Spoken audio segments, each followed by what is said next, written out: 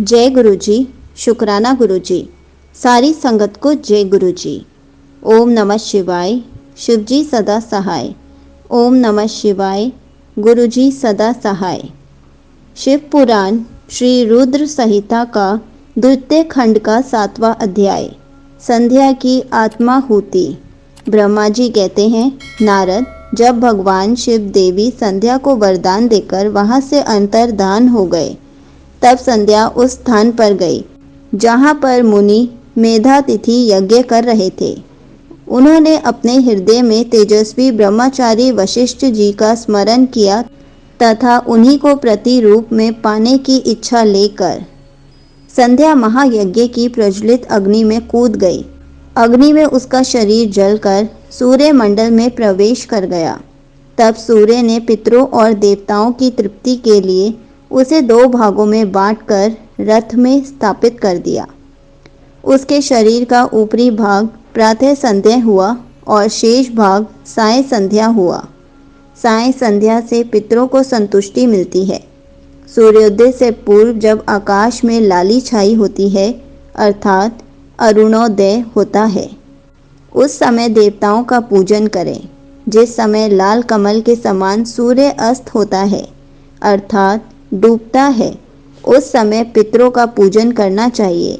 भगवान शिव ने संध्या के प्राणों को दिव्य शरीर प्रदान किया। जब मेधातिथि मुनि का यज्ञ समाप्त हुआ, तब उन्होंने एक कन्या को, जिसकी कांति सोने के समान थी, अग्नि में पड़े देखा। उस मुनि ने भली प्रकार स्नान कराया और अपनी गोद में बैठा लिया। उन्होंने उसका नाम अरुंधति रखा।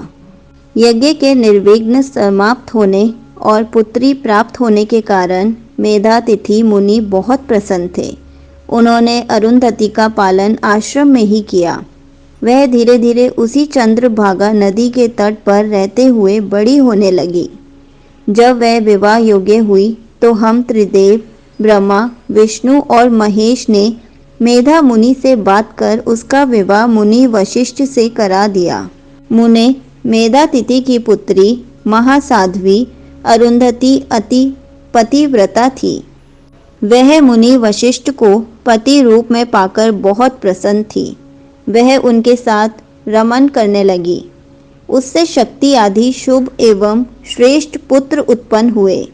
हे नारद, इस प्रकार मैंने तुम्हें परम पवित्र देवी संध्या का चरित्र सुनाया है। यह समस्त अभिष्ट फलों को देने वाला है।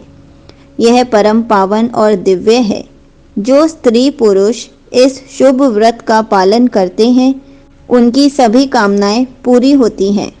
संगत जी, यहीं पर शिव पुराण श्री रुद्र संहिता द्वितीय खंड का 7वां अध्याय समाप्त होता है। जय गुरु जी, शुक्राना गुरु जी।